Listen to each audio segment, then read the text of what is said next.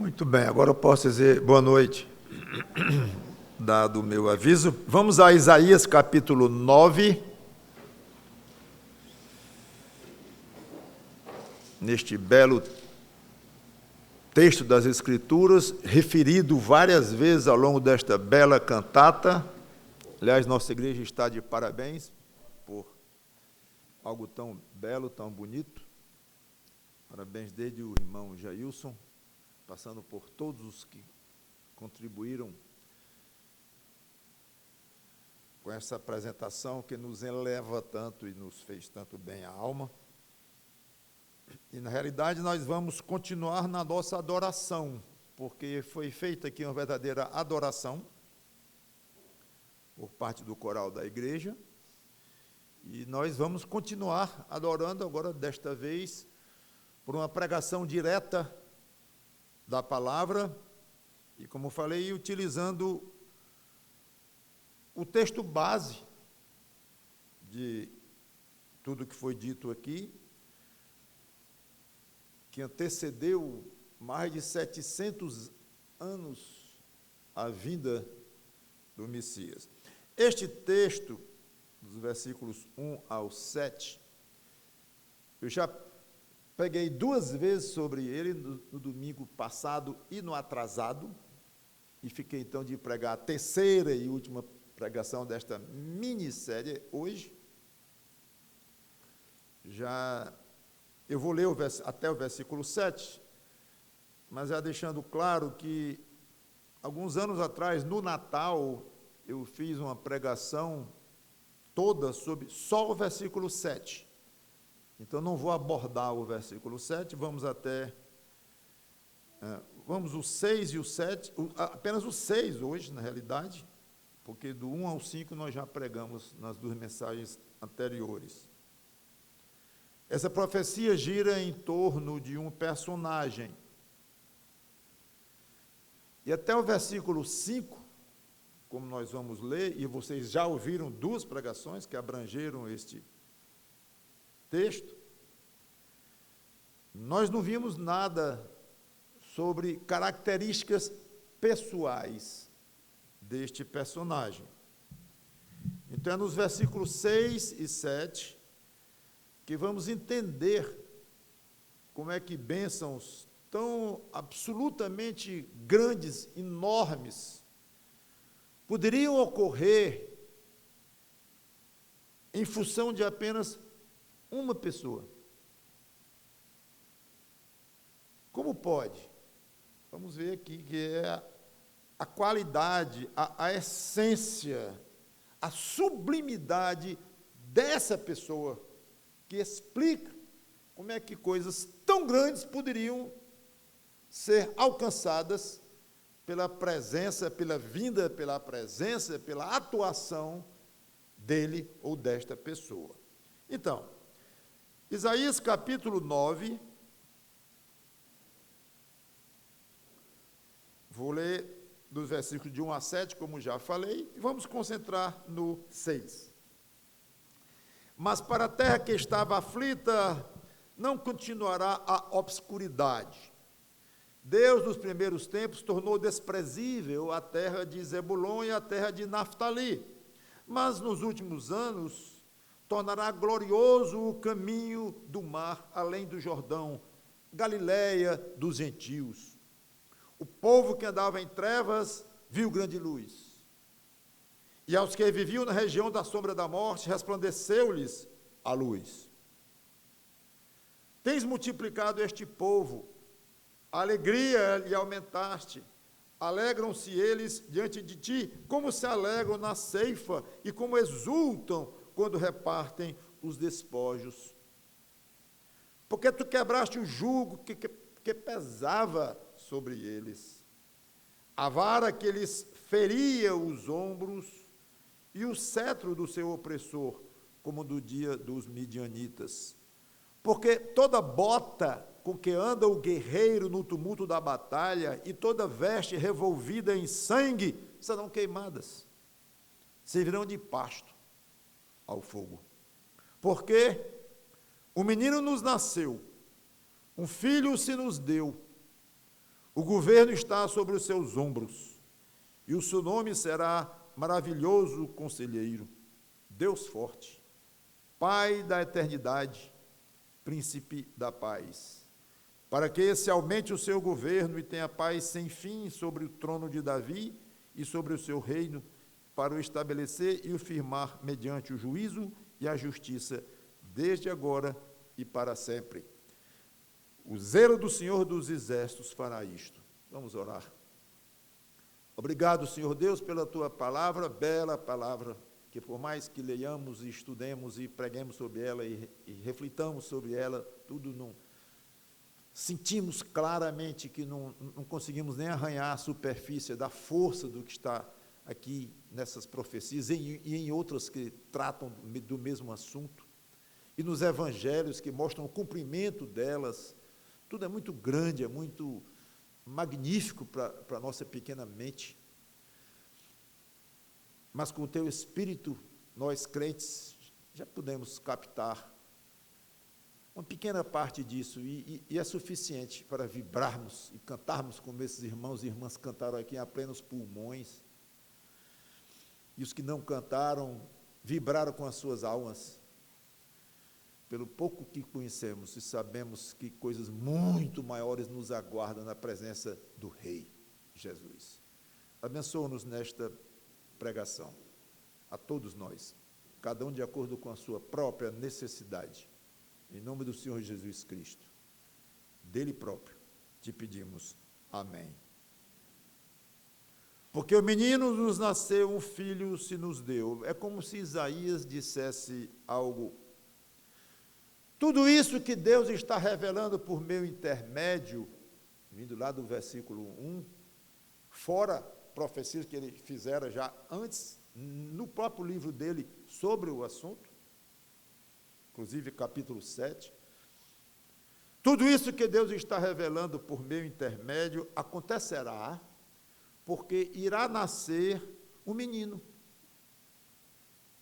Irá nascer a nós um menino, um filho de uma mulher.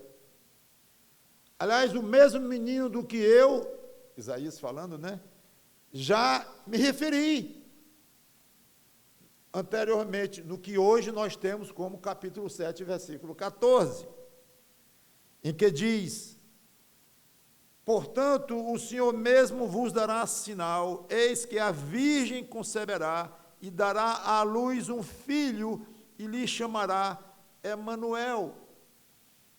Isaías poderia muito bem dizer, quando então profetizou lá no capítulo 9, dizer, é esse menino que vai nascer da virgem, que se chamará Emanuel, que quer dizer Deus conosco, é sobre ele que eu estou falando, ou continuo falando.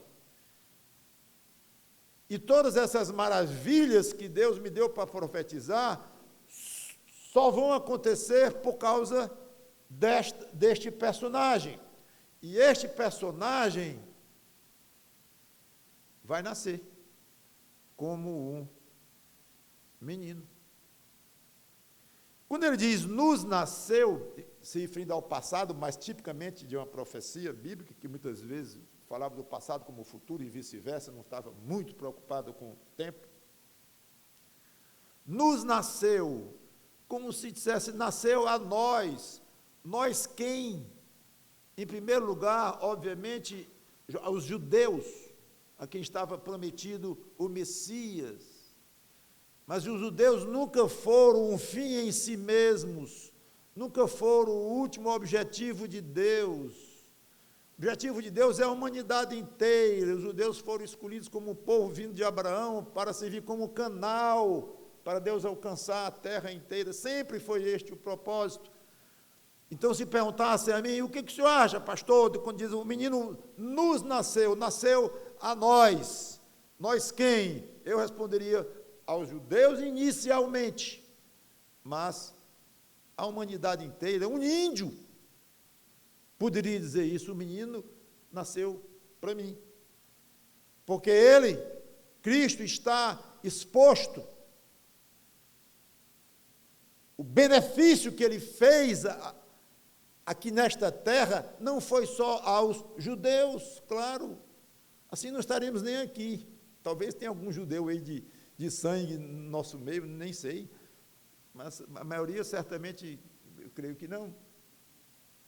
Então não estaremos nem aqui comemorando e cantando isso tudo, a não ser que estivéssemos apenas falando de uma experiência de outros, mas estamos falando da nossa experiência quando cantamos isto, quando lemos aqui, quando pregamos. E a ideia é muito bonita de um presente de Deus.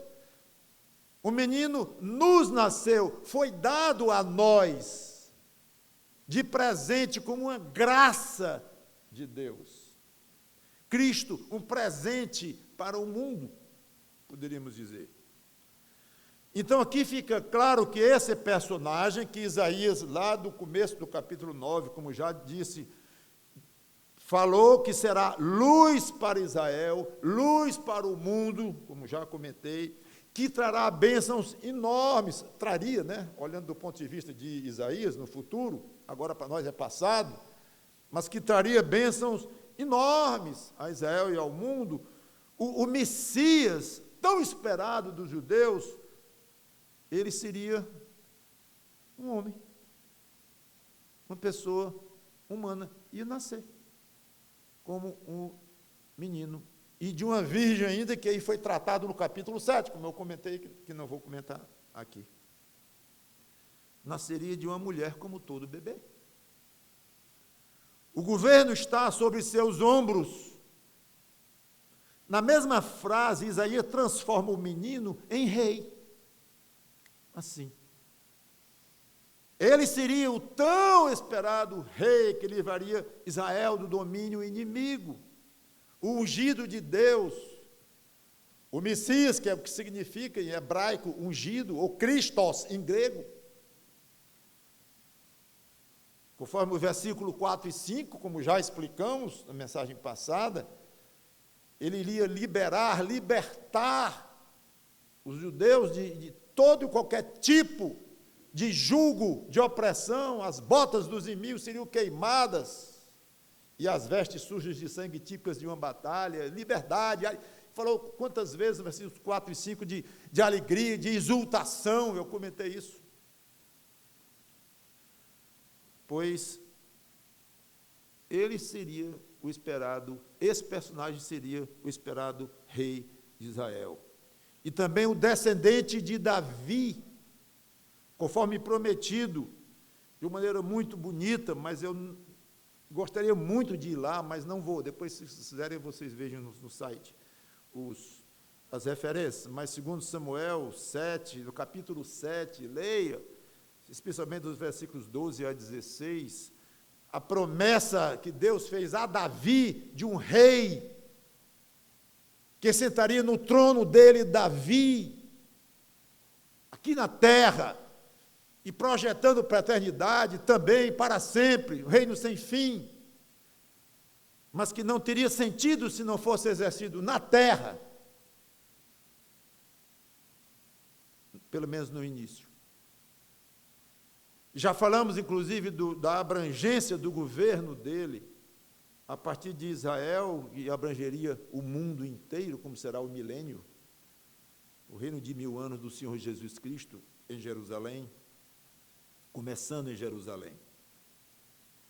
E Isaías, então, termina essa profecia, nos versículos 6 e 7, falando de características pessoais do rei, versículo 6, e características do reino dele em si, no 7, que eu não vou comentar. E o seu nome será. Então, aqui ele vai dizer que nome é este, vai até pluralizar, porque serão vários, mas não significa que ele seria chamado exatamente assim, mas são características pessoais dele. Antigamente, os nomes, muitas vezes, eram associados com características das pessoas, que eram chamadas daquela forma. Então, o seu nome será maravilhoso. A segunda palavra é conselheiro. Como o restante dos nomes estão em pares, então muitos estudiosos sugerem juntar em par esses dois primeiros, como se fosse maravilhoso conselheiro, Só que não havia vírgula no hebraico. Então, essa é uma divisão que vai depender de cada intérprete, de cada um. Não há certo nem errado aqui. Então, os que gostam de explicar este nome como um nome composto, maravilhoso, conselheiro, tudo bem com eles. Mas a maioria prefere separar, mesmo que os outros claramente estejam em pares, Deus forte, para a eternidade, príncipe da paz, mas separam este, que eu prefiro pessoalmente. Então, como eu disse, não podemos dogmatizar aqui e dizer que um é certo ou errado, mas a ideia parece que fica melhor, fica mais nobre para ele, se separarmos o maravilhoso como sendo o primeiro nome, sozinho aí, maravilhoso, que significa no original hebraico, fora do comum, excepcional, ou digno de grande, enorme admiração. Na realidade, transcende a capacidade humana compreendê-lo completamente. Cristo foi maravilhoso em tudo o que diz respeito a ele. Espetacular, que causa admiração. Ele causou admiração no seu nascimento, de uma virgem, para começar. Causou admiração na maneira como ele ensinava, a Bíblia diz, e ficavam admirados da maneira como ele ensinava. Não era como os mestres da época, não, era totalmente diferente, com autoridade extra, uma admiração enorme na maneira como ele ensinava, na maneira como ele morreu.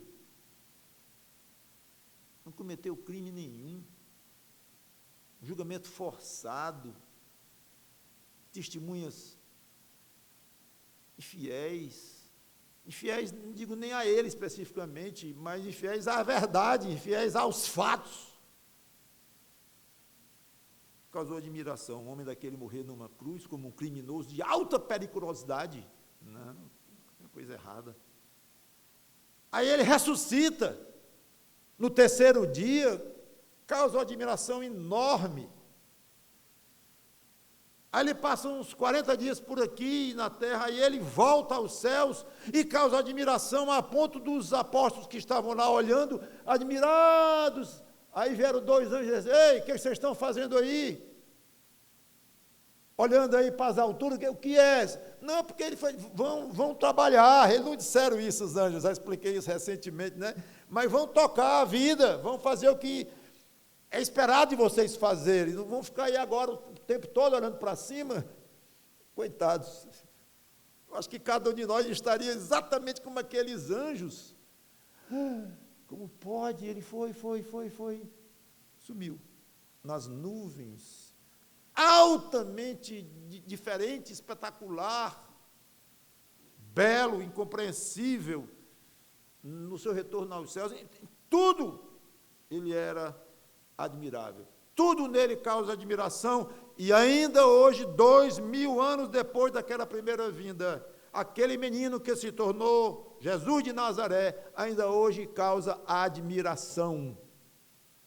Mesmo que essa admiração às vezes se transforme em hostilidade, em crítica, em infidelidade a Deus, em ironias, em acusações, ou admiração na forma, de fato, de adoração, de prazer, de gozo de alma. Pode imaginar toda a matiz que se possa conceber de admiração por parte do ser humano já foi preenchido pelos seres humanos com relação a Jesus Cristo, a este homem aqui. Todo tipo de reação que poderíamos chamar de admiração, mesmo que seja uma admiração raivosa, que é mais comum, infelizmente. Não sei se é mais comum, deixa eu dizer um pouco diferente. Não sei se raivosa, mas hostil, que não aceita, que resiste. Esta é a admiração mais comum por incrível que pareça, na humanidade, quanto a este menino que iria nascer e tornou-se homem. Uma admiração a tal ponto que diz, não quero saber dele, não me interessa saber dele, não quero ouvir dele, e se ouvir um pouco de já basta, não quero mais, ele perturba a minha alma, ele mexe muito comigo, não quero. E outros ficam tão admirados que dizem, eu quero mais, eu acho pouco o que eu conheço dele, eu quero mais dele. Aí o diabo entra em cena com a permissão de Deus, e aquela sementinha que ia produzindo, um dia murcha, e não dá em nada. Mas em muitos, o diabo fica para trás, o Espírito Santo realmente leva à frente aquele milagre em andamento, e aquela alma que estava começando a se admirar, se admira mais ainda, e mais, e fica apaixonada pelo Senhor Jesus Cristo, e chegou ao ponto de dizer, quer saber de uma coisa? Eu quero entregar a minha vida inteira para Ele, minha vida, meu espírito, minha alma, meu corpo, meus cabelos, tudo, minha mulher, meus filhos, meu marido, tudo, eu não quero saber de outra coisa nesta vida. Mas você está muito admirado por esse tal de Jesus, mas é muito, meu amigo, e ainda é pouco. E o que você vê de admiração minha para ele, será pouco. Eu vou admirá-lo e amá-lo de acordo com a minha vontade, com o meu gosto, eternamente. Não tem milhares, nem milhões, nem bilhões de anos que vão encerrar, terminar, diminuir a minha admiração por ele.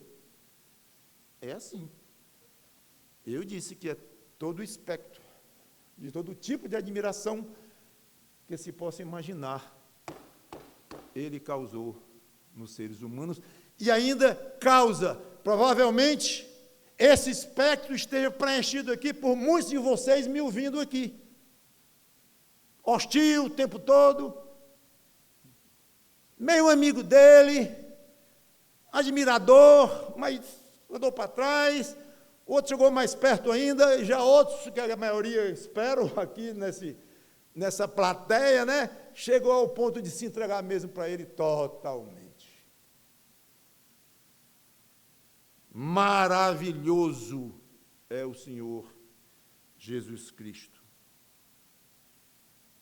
Imagine tudo o que já foi escrito sobre ele neste mundo.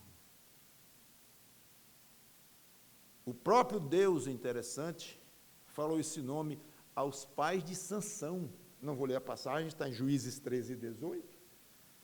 E pensa-se que, uma maneira de interpretar, é que ali é o próprio Jesus Cristo, no estado pré-encarnado. O fato é que a figura que apareceu lá é Deus, é divina. E ele disse, meu nome é maravilhoso. Não sei se você já notou isso. Está lá em Juízes. Deus chamando a si próprio, e achamos que era ele, Jesus Cristo, no estado pré-encarnado, de maravilhoso. Exatamente o que Isaías veio e disse aqui. Conselheiro, aquele menino seria ungido com o espírito de sabedoria.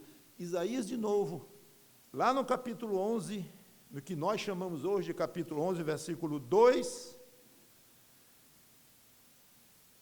1 e 2, do tronco de Jessé sairá um rebento e das suas raízes um renovo, repousará sobre ele o Espírito do Senhor, o Espírito de sabedoria e de entendimento, o Espírito de conselho e de fortaleza, e o Espírito de conhecimento e de temor do Senhor. E a passagem continua falando dele. Falando dele. E isso se referindo aos anos em que ele estaria aqui conosco, na primeira vinda, como homem, num estado que nós chamamos tecnicamente de esvaziado, sem o uso pleno de seus poderes divinos. Era chamado isso tudo. E ele foi, por causa desse esvaziamento, entre aspas, não é o nome que a gente usa, ele se tornou, então, dependente do Espírito Santo. O homem Jesus de Nazaré tornou-se totalmente dependente do Espírito Santo enquanto esteve aqui. Porque ele deixou de lado o aspecto divino dele de uma certa forma. Depois ele reassumiria a sua glória, como hoje está, na plenitude da sabedoria infinita de quem é Deus, como comentaremos mais a seguir. O fato é que ele é o grande conselheiro. Não, mas eu pensei que o Espírito Santo fosse aquele que nos dá a sabedoria. O Espírito Santo fosse o nosso conselheiro, porque eu estou acostumada a pensar no Espírito de Deus como aquele que falou de Cristo para mim, que me orienta, que fala aos meus ouvidos. Correto. Um pequeno detalhe. O Espírito Santo é chamado de outro conselheiro. Tinha o primeiro. Segundo detalhe. O Espírito Santo foi enviado por quem? Pelo grande conselheiro e pelo Pai. Então, o Espírito Santo, mesmo sendo Deus, também, mas ele veio habitar nos crentes num papel que a Trindade, antes de haver mundo, estabeleceu entre si, mas no papel de assumir como que o lugar de Cristo como conselheiro, de estar entre nós, falando de Cristo, nos orientando, tendo contato direto com o nosso espírito, nossa alma. São assuntos misteriosos que nós não entendemos em mais detalhes do que até este ponto que estamos chegando aqui. Mas nunca esqueça, o Espírito Santo, sim, é nosso conselheiro, mas ele está aqui como que representando e falando em nome de Jesus Cristo. E a tarefa do Espírito Santo é nos lembrar de Jesus, nos ensinar o que Jesus nos ensinou, iluminar nossa mente quanto às coisas que Jesus é, que Jesus falou. O centro da atividade do Espírito Santo num crente é Jesus Cristo. Por isso que numa época, umas poucas décadas passadas, que já passou mais esse fenômeno, quando o Espírito Santo passou a ser o centro da atenção de uma parte do cristianismo, chamada de pentecostalismo, em que igrejas tinham como símbolo, como fosse uma língua de fogo, indicando o Espírito Santo, e passaram a colocar o Espírito Santo como fosse o centro da adoração de um cristão verdadeiro. Isso incomodou muito outros cristãos, porque diziam, está errado.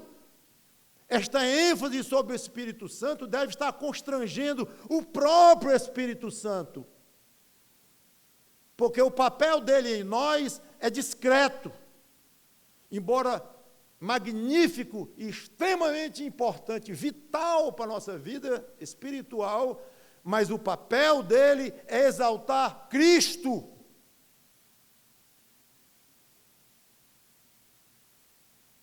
Ele, Jesus Cristo, é o nosso conselheiro por excelência. Quantas vezes você orou este ano?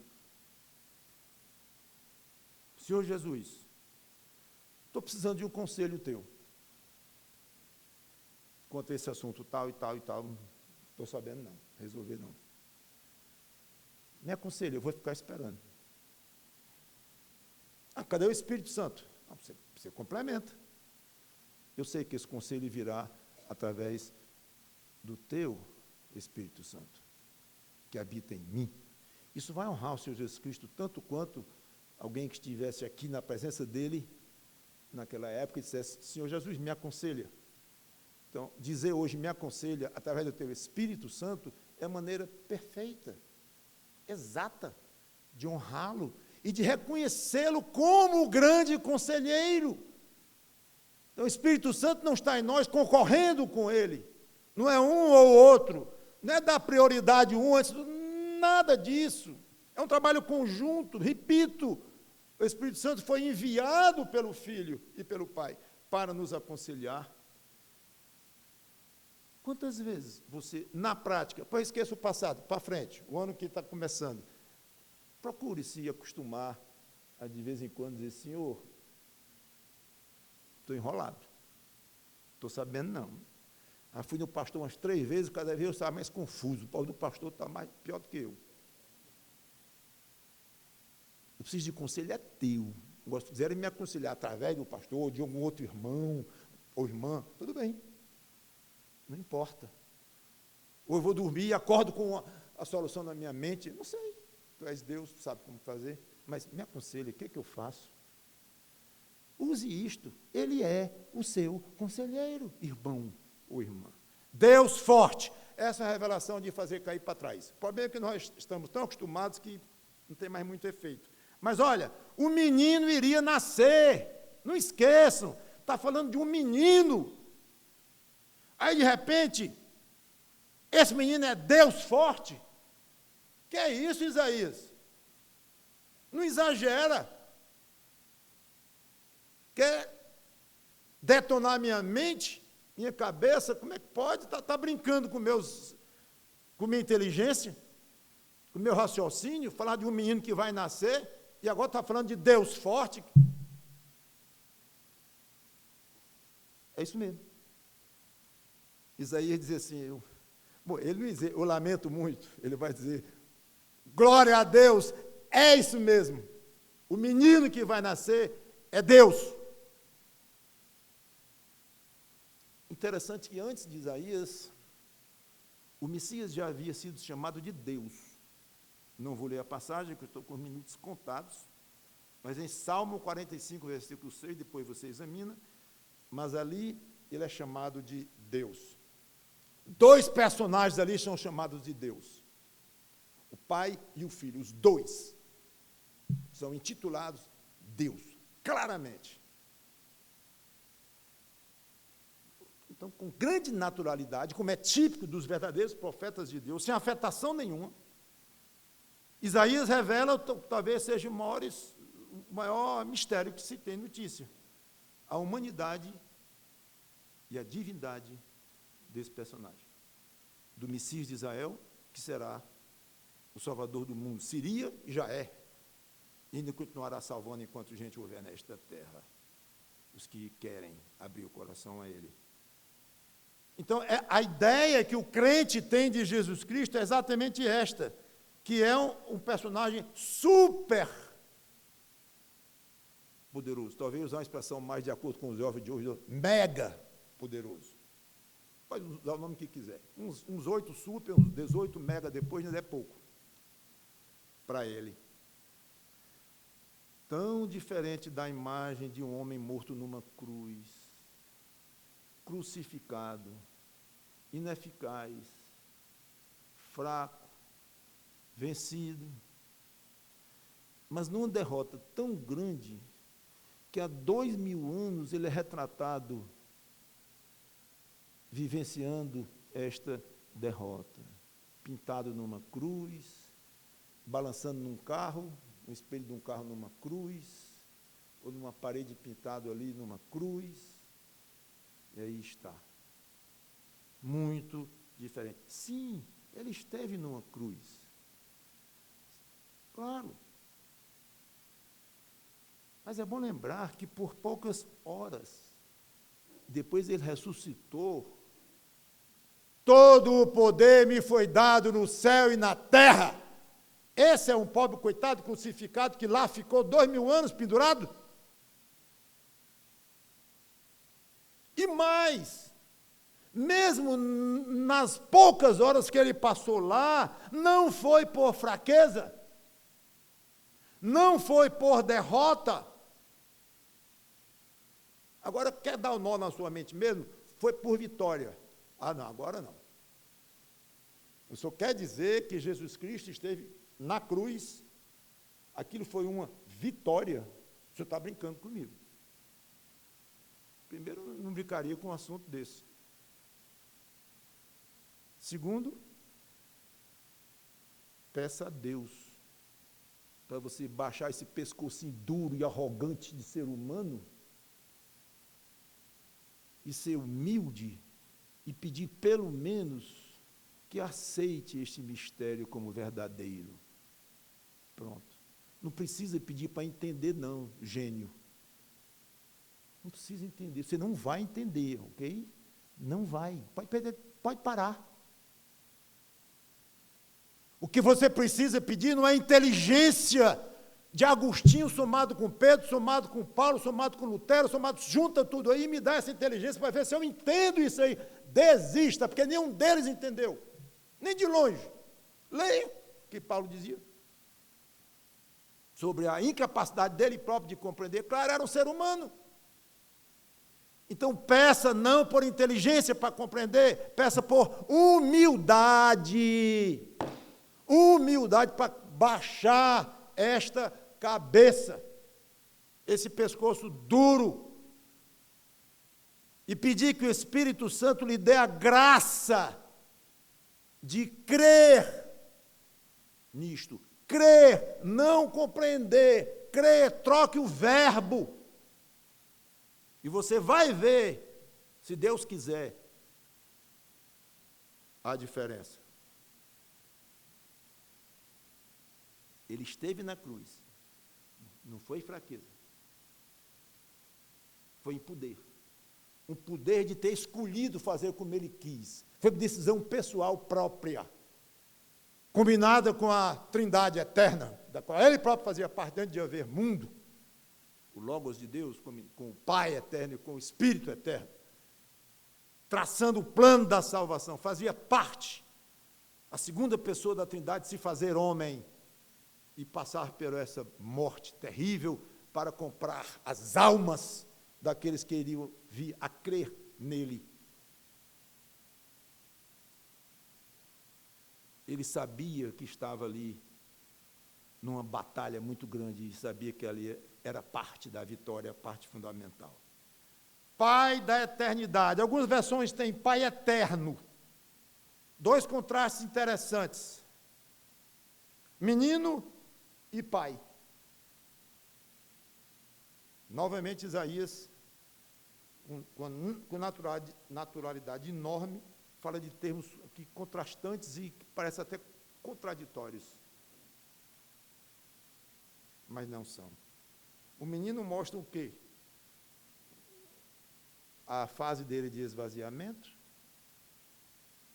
uma fase específica e excepcional da encarnação. Ele nem ficou menino muito tempo, ele cresceu, tornou-se homem. E aqui a ideia de pai, não no sentido técnico, sobre a sua função no seio da Trindade. Nesse sentido, ele é o filho, como sabemos. Mas então, como é que ele é chamado de pai aqui? Não causa uma certa admiração?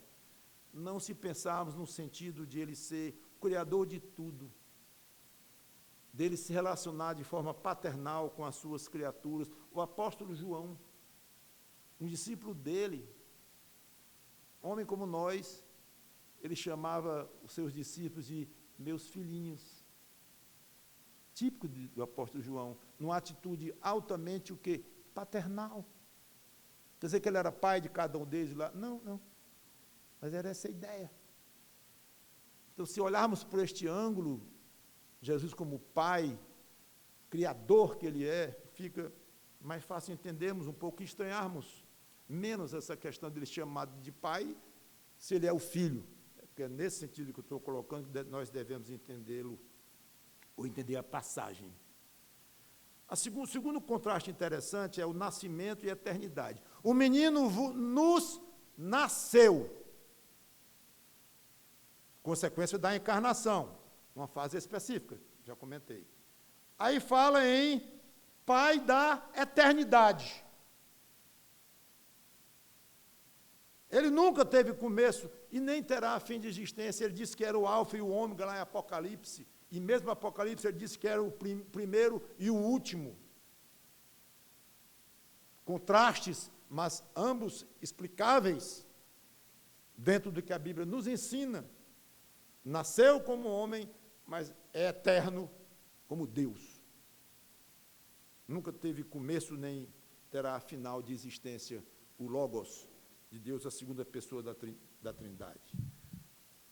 Príncipe da paz, quando vier pela segunda vez, Cristo vai destruir todos os incrédulos, os que não creem nele, inclusive o anticristo e o falso profeta.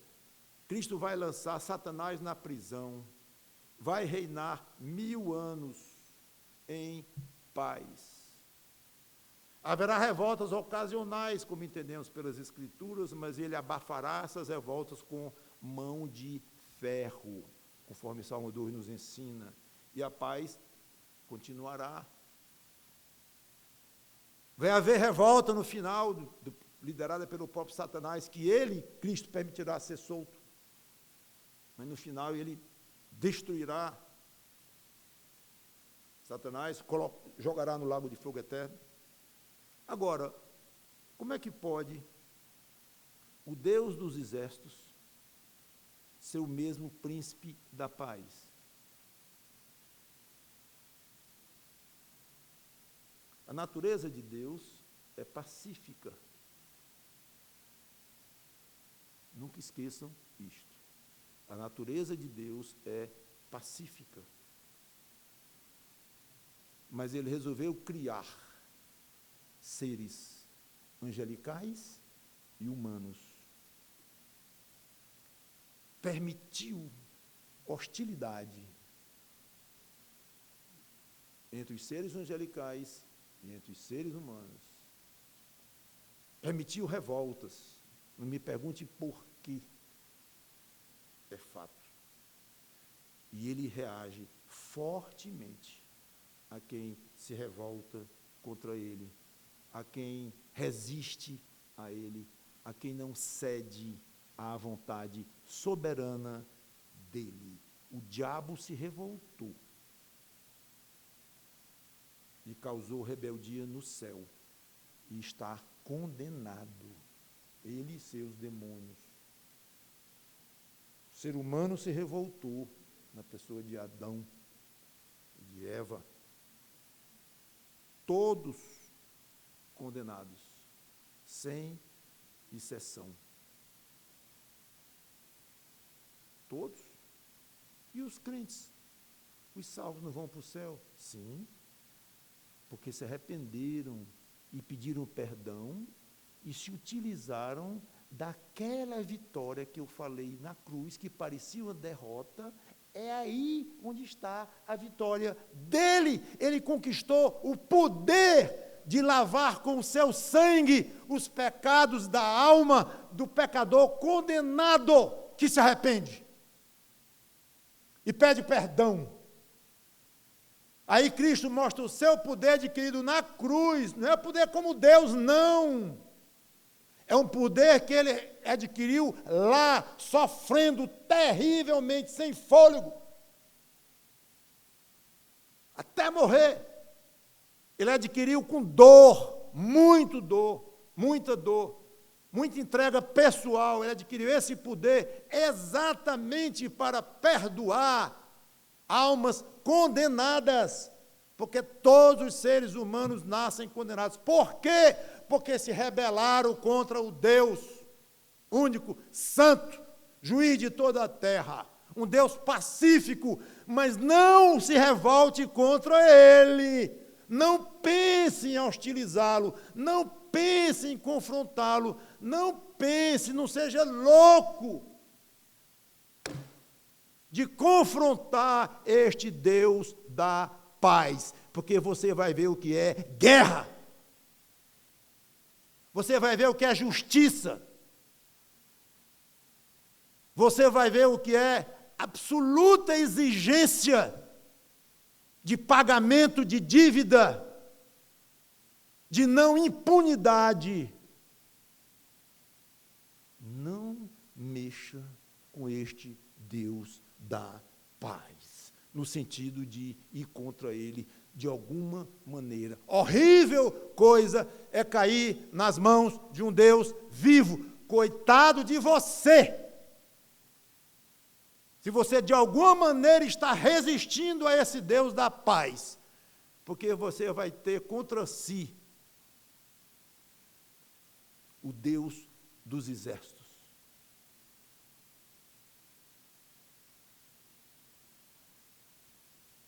Vai chegar o tempo em que a paz reinará totalmente no finalzinho do seu milênio, quando ele destruir finalmente os seus inimigos, totalmente, cabalmente, vai destruir até esse céu, até esta terra e os céus, vai criar outro.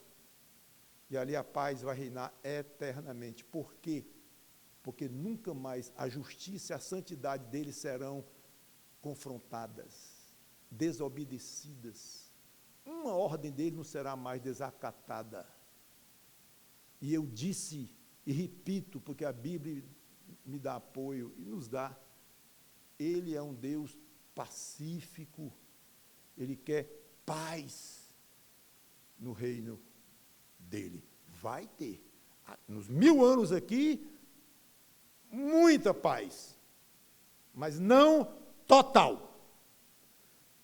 Mas no céu, ou na Nova Jerusalém, total. Eu quero encerrar e poderia desenvolver muito, claro.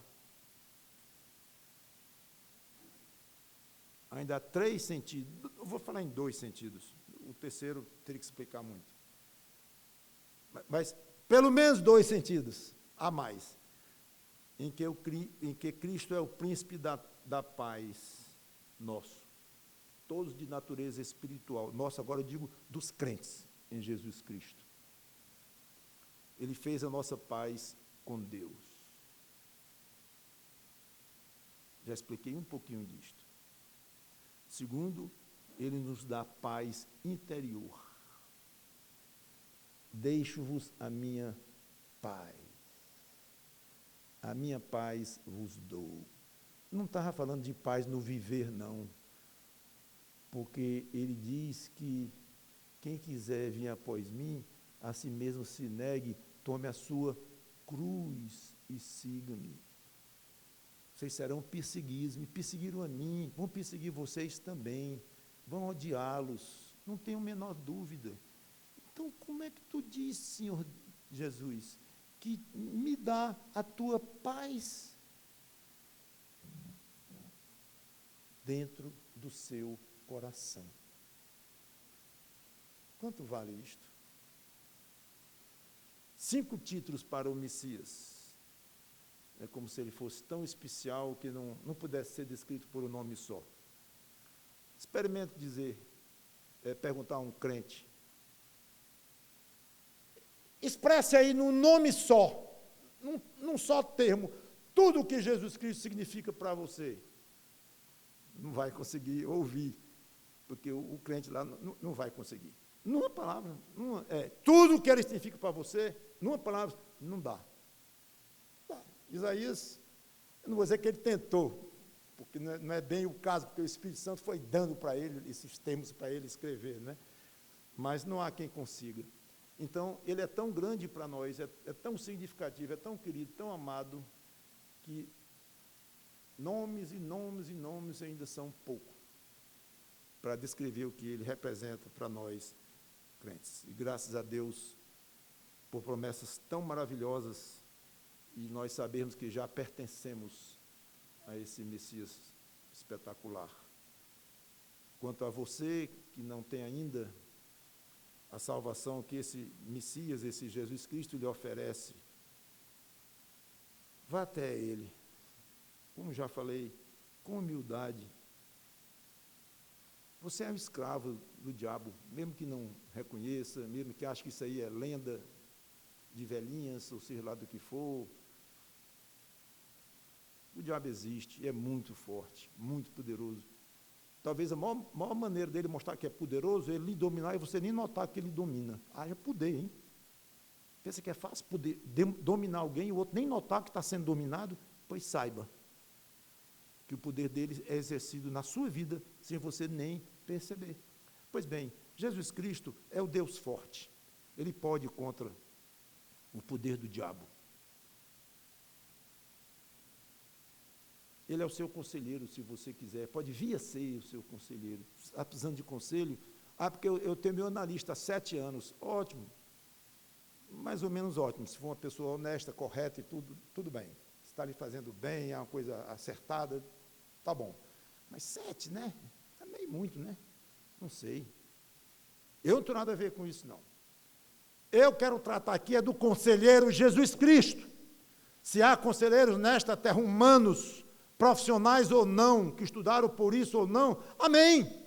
E se ajudam de fato, e se não são contra as Escrituras, se não estão lhe colocando contra Jesus Cristo, tudo bem que ajudem, ok. Mas são conselhos de pessoas como vocês, fracas, como nós, fracos, humanos, sofridos, angustiados, para não dizer angustientos, como nós somos. Saímos de uma angústia hoje, caímos noutra depois da manhã. Esse aqui é um conselheiro de nunca deixar de lhe dar o melhor conselho possível. Pare de brigar com Deus. Faça as pazes com Deus através do príncipe da paz, o Senhor Jesus Cristo. Só Ele pode levar para o céu eterno, ou Jerusalém celestial eterna, porque Ele é o Pai da eternidade. E quando faltar palavras para descrevê-lo, fique só dizendo, Ele é maravilhoso, maravilhoso e maravilhoso. Vamos orar. Obrigado, Senhor Deus, pela Tua palavra, que esse Jesus Cristo, que nos salvou, falo como crente em Jesus Cristo e representando meus irmãos e irmãs em Cristo. Muitíssimo obrigado. E que sejamos fiéis. Quanto aos outros que estão como nós éramos, tem misericórdia, como tiveste de nós. Não há um crente aqui, nem na face desta terra jamais houve, que chegou a Cristo por si só, por poder inerente. Não tem. Foi levado pela misericórdia tua. Pois usa a mesma misericórdia que usaste conosco, para com eles, muitos deles queridos nossos, muito queridos nossos, parentes, amigos. Salva-os. O Messias de Israel, o Salvador do mundo, já fez o que era para fazer naquela cruz, no sentido de poder oferecer a todo e qualquer ser humano a salvação, no sangue dele, Jesus. Em nome dele, Cristo, que te pedimos e agradecemos. Amém.